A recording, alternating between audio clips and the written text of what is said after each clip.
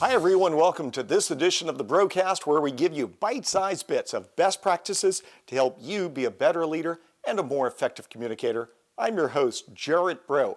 Earlier this week, we asked this question online. The question is, what is the best way to begin a news release? Thank you all for your participation on Twitter, LinkedIn, and right here on the Brocast YouTube channel. Here are some of the interesting thoughts that we found. Nadiva says, always begin with who, what, when, where, why, and how, but with an exciting fashion that catches the reader's attention. Well, for me, the reader is twofold. Catch the attention of the people in the newsroom, as well as catch their attention so that they are thinking this would be great for our audience.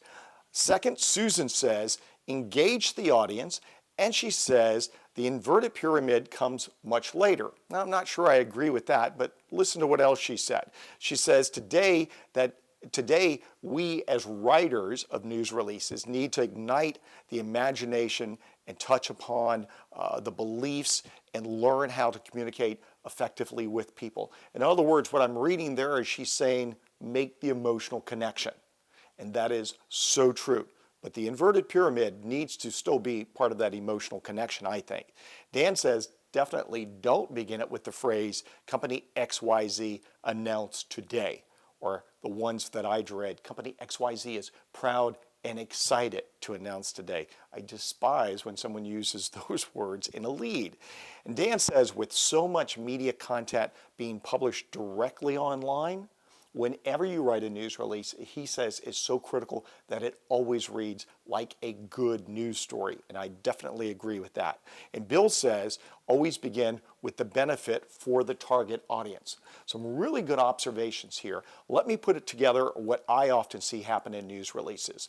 I like to always ask people when I'm teaching a workshop or a seminar to describe for me how they read news. In other words, if you read a newspaper or if you read an online publication, I always ask people, how much of a story do you read before you jump off?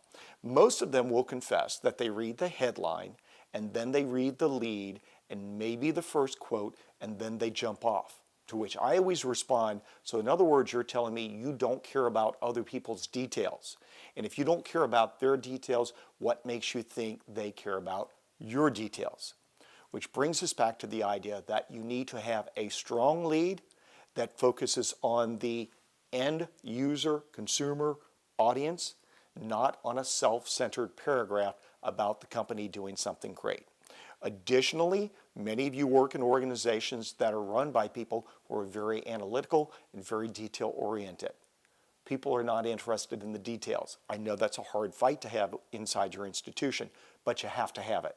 Write your news release with a strong emotional lead that describes a benefit to the greater world, and you will have a great news release. For the Brocast, I'm Jarrett Bro. I hope to see you back here next week.